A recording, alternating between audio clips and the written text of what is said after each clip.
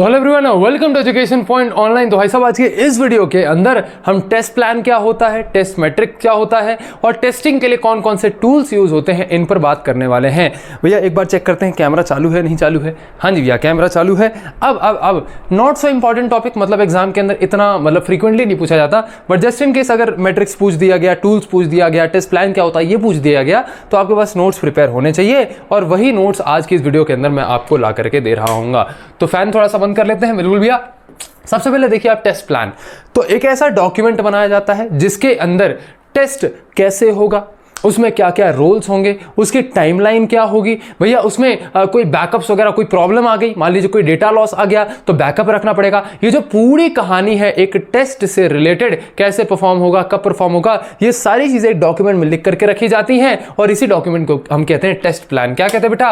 इसी डॉक्यूमेंट को हम कहते हैं test plan. A document that describes how testing will be done, this is test plan. अब टेस्ट प्लान के अंदर क्या क्या चीजें लिखी जाती है, उसका स्कोप कि भैया टेस्ट के अंदर क्या क्या होगा, क्या नहीं होगा, ये लिखा जाता है। उसका शेड्यूल क्या होगा, मतलब भैया टेस्टिंग एक्टिविटीज कितने कितने टाइम के दौरान करी जाएंगी, ये सब लिखा जाता है। रोल्स, भैया कौन कौन टेस्टिंग परफॉर्म कर रहा होगा, कौन टेस्ट को नोट कर रहा होगा, कौन डिफेक्ट्स को नोट कर रहा होगा, कौन डिफेक्ट्स को फिक्स कर रहा होगा, सबके अलग अलग रोल्स हैं। तो ये रोल्स भी इसी टेस्ट प्लान के अंदर लिखे जाते हैं।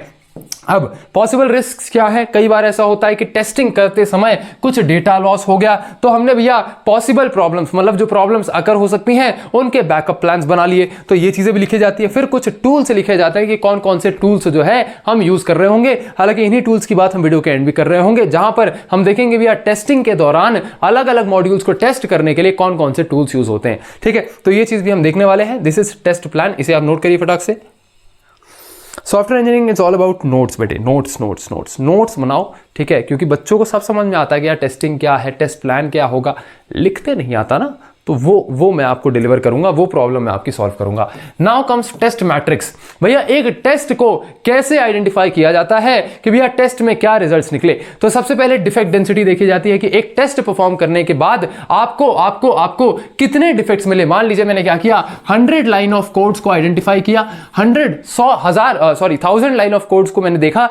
1000 लाइन ऑफ कोड्स में मुझे मान लीजिए 10 एरर्स मिल गए, 10 एरर्स मिल गए, तो दिस इज डिफेक्ट डेंसिटी।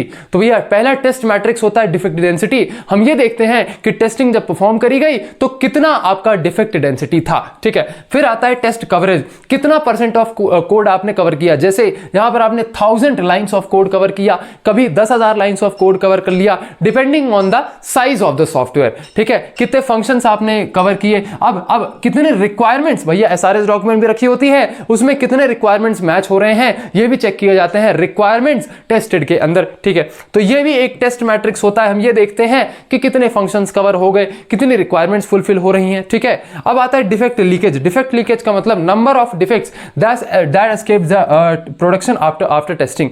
कहने का मतलब क्या है कि भैया आपने टेस्टिंग परफॉर्म कर ली, अब उसके बाद भी कितने डिफेक्ट्स आपके छूट गए। मतलब कि भैया जब डेवलप हो गया आपका पूरा सॉफ्टवेयर, उसके बाद भी कितने आपके जो डिफेक्ट्स हैं वो छूट गए हैं, वो चीज हम भैया नोट करते हैं, उसे कहते हैं डिफेक्ट लीकेज। कितने डिफेक्ट भैया बच के रह गए आफ्टर टेस्टिंग। टेस्टिंग परफॉर्म करी ना, टेस्टिंग परफॉर्म करने के बाद भी कुछ डिफेक्ट्स बच गए क्या, उसे हम कहते हैं डिफेक्ट लीकेज। भैया टेस्टिंग परफॉर्म कर ली, सारे एरर्स आ गए, अब भैया उसके बाद भी सारे एरर्स मिल गए, लेकिन फिर भी अगर कोई एरर छूट गया है, उसे हम डिफेक्ट लीकेज के अंदर काउंट करेंगे।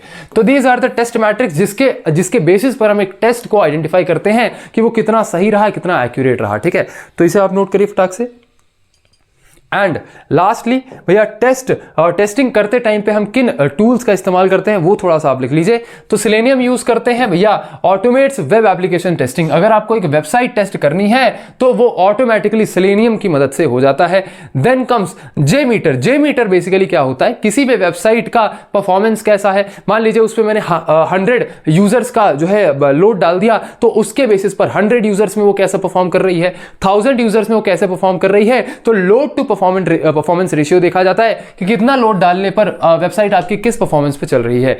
ये चीज आपका जे मीटर आपको टेस्ट करके देता है। तो this is a tool.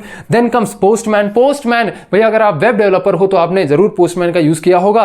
Postman आपके एपीआईज को टेस्ट करने का काम करता है, ठीक है। Then comes QTP. आज के टाइम पे यूएफटी यूज करते हैं, तो ये फंक्शनल और रिग्रेशन टेस्टिंग करी जाती है कि भैया आपकी वेबसाइट में जो भी बटन्स हैं, जो भी फंक्शनल एलिमेंट्स हैं, वो काम कर रहे हैं या नहीं कर रहे हैं।